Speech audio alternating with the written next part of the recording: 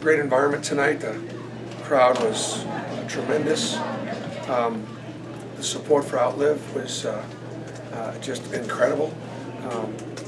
We've got the brand out now of outliving cancer, and I think it's got a chance to hold on here. And we're going to take that money and spread it out all over the community to patients, and I just can hardly wait to start helping them some more because of all the generosity of the community. So pleased with that. What a treat. I mean, how do you not, sit back and look at Mustafa Heron and go, wow, or Bryce Brown, or the defense of like Jared Harper, Davion Mitchell, Bryce Brown on Waters, and then the help that they got in the ball screen defense from the bigs. So I just think that the biggest thing is you look at the shared shots, the shared minutes.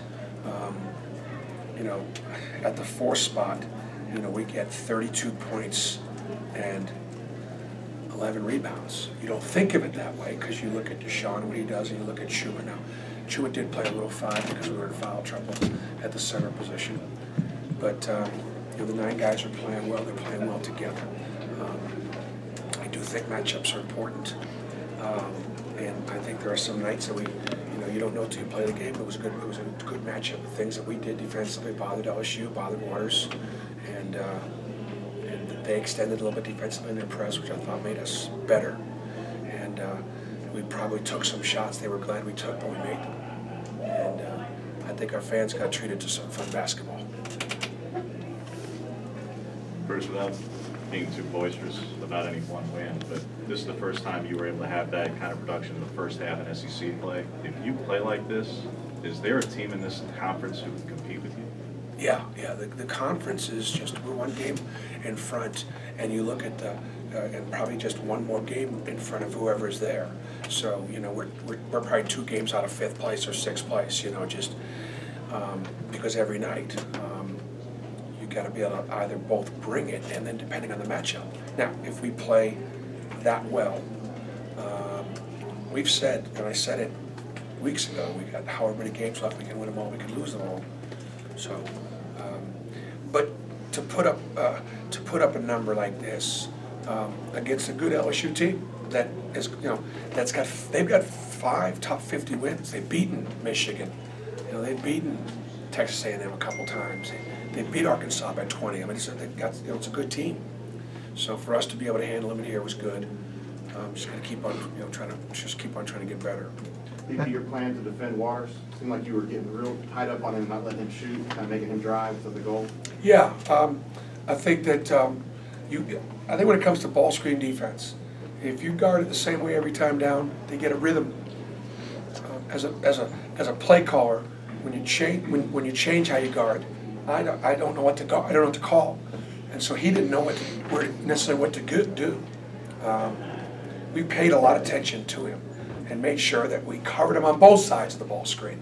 And again, when you've got Horace and Anthony and Chuma and Deshaun, I have 4 guys quick enough to be able to get up, extend, build that wall, and that's helped us in our ball screen defense. What type of challenges come with being atop the conference going into the month of February? Say that again, I'm sorry? What type of challenges come with being atop the conference going into the month of February?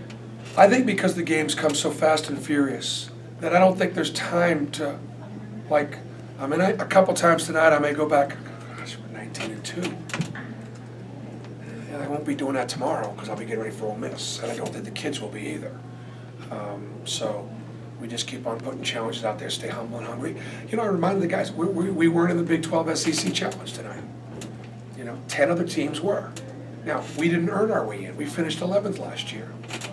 And we had a battle to finish 11th last year. So if we're going to change the perception, got to go out there and do it on the floor. Can you talk about plus 14 rebounding, how that happened tonight? I mean, I think an example of that would be Deshaun Murray's 6 offensive rebounds. And it seems like every time we kind of needed a bucket or something like that, he'd fly in and get up there above the rim and knock one in for us. Yeah, I thought we did a good job. LSU is 11-1 when they out-rebound their opponent. So we knew we'd have to fly around a little bit. I think the only other thing that gives us a chance is just the 9 guys and the fact that nobody has been beaten up with the heavy minutes. Not one guy plays 30 in there. And that's a real advantage. We can keep that, because I know that kids are going to get somewhat fatigued. Everybody does. But I think the fact that we've got such balance in the minutes, I think the last couple games you've seen teams tire a little bit, and it doesn't seem like we have yet. You guys had to go small after Anthony and Horace got 4 fouls. Had to do that a couple times this year, but there's been no drop-off. Jima's been very comfortable. How comfortable are you with that lineup? And just, there hasn't been a drop-off. He gives you a different dimension. Like Anthony, you could do some things and stretch out. We call a few pick and pops from the perimeter. He knocks it down. It's so frustrating as an opponent to go, I can't guard them all. And then when you put 5 guys out there that can step out, I don't care what offense you're running. It's just better. So, and then he's not soft out at the other end. He pangs and he flashes. He flies around down in there. He's a big bear, you know. I'm not calling him a teddy bear because he's tough. He's tough enough. But he's got a lot to his game. He's got a lot of ability. And when we continue, you give Coach D an off season with Chuma, and you're going to see somebody. You'll see a grizzly bear, Nick. You'll see a grizzly bear right now. Just he might be just a little brown bear. I know you touched on the Sean's offensive rebounding, but was that the most complete game you've seen from him this season? I mean, he was engaged. Epps was their foreman, and he's a real good pick and pop guy. And he came in last year double-double in the first half, and so our guys did a good job defensively on him. So I think Jared has 8 assists. Bryce makes 5 threes. Mustafa shoots 8 for 10, 4 for 6. Davion doesn't have a turnover. And Davion, and I do hope the crowd is appreciating this, because the bench is sitting there, and Davion's on the ball, and we're like, where are you going? To the offensive player. You're not going anywhere, because he is locked in on you. And, he only takes 2 shots. He doesn't make any. But he plays 21 minutes. Plays great defense. Doesn't turn it over.